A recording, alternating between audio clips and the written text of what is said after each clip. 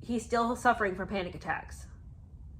And he said that he was supposed to go and give a talk at this place called We Day, where there was 14,000 young faces looking up at him, and he's like mid panic attack trying to give a speech. And he says, maybe I'd have been less nervous if I'd concentrated more on them, but I was having a proper me day, thinking about the last time I'd given a speech under this roof. 10th anniversary of Mummy's death. Oh, this is the one time he's having a me day? Okay, well, isn't every day me day? Okay, so he's flipping out because the last time he was here, Mummy, he was talking about Mummy, or not talking about Mummy. I think that was the time when he said he should have said something, but he didn't. Anyway, Cress is there to support him, and when he takes his seat, you know, his face is white and flabby and flushed and hot. Cress is like, are you okay? And he's like, yeah, but he wasn't. And he says that for 2 years they've been secretly dating. And it was just wonder of wonder, miracle of miracles, because the Paps hadn't found out. So they were totally able to enjoy each other without those, you know, without the nuisance of constantly being attacked. Anyway, it was at that event that the paparazzi finally figured out that they were a couple. And so the gig was up. But they'd been together for 2 years. So it kind of helped that they had this foundation and that they were committed to each other.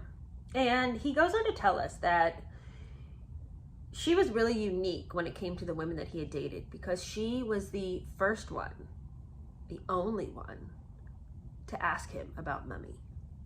But this is the thing, I'm like, okay, you're gonna tell me that Chelsea never once spoke to you about your mom? Maybe she didn't, but that sounds like a pretty shallow relationship, that you would never ever speak about that. I just don't believe it. But anyway, I think it was the way she asked him that's what stood up in his mind.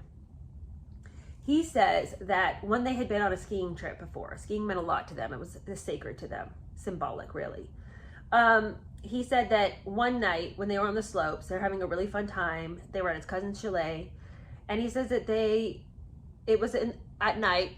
You know, they had a busy day. She's washing her face in the bathroom, taking off her makeup, brushing her teeth, and he's sitting on the edge of the tub.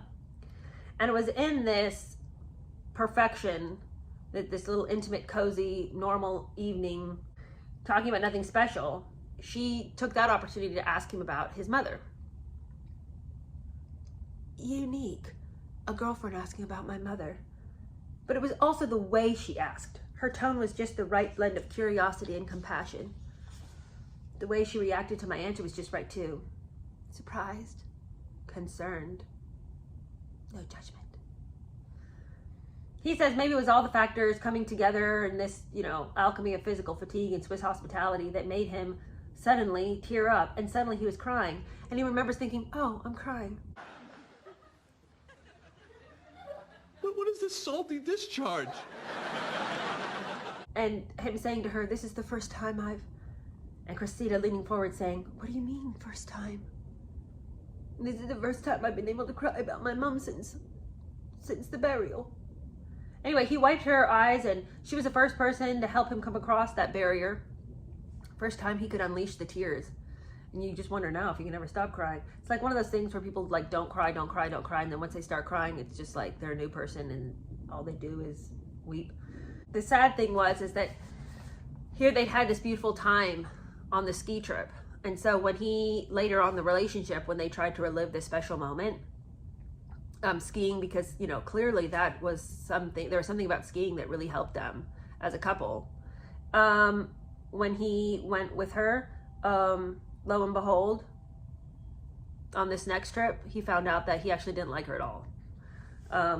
Just sometime during that ski trip, he realized they weren't a match. Now, you guys, we have gotten bukus of details about everything that we don't want to know about. He has given us ample to discuss. Yet now we're coming up to one of the reasons why he's breaking up with the girl who helped him to access his emotions, and he gives us no reasons for why he did it. He just keeps being like, we just weren't a match. You've been with the girl for 2 years. This isn't the time to dry up now. Tell us why. What happened? He doesn't.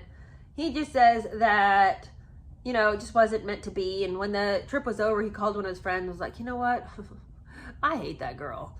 And his friend was like, well, better tell her now better now than later. So he trundles on over to her house, and he tells her, I just don't think this is going to work. And this is what he writes. She nodded. None of it seemed to surprise her. These things had been on her mind as well. I've learned so much from you, Cress. She nodded, looked at the floor, tears running down her cheeks. Damn, I thought. She helped me cry, and now I'm leaving her in tears. End of that story. How lovely and sensitive of you.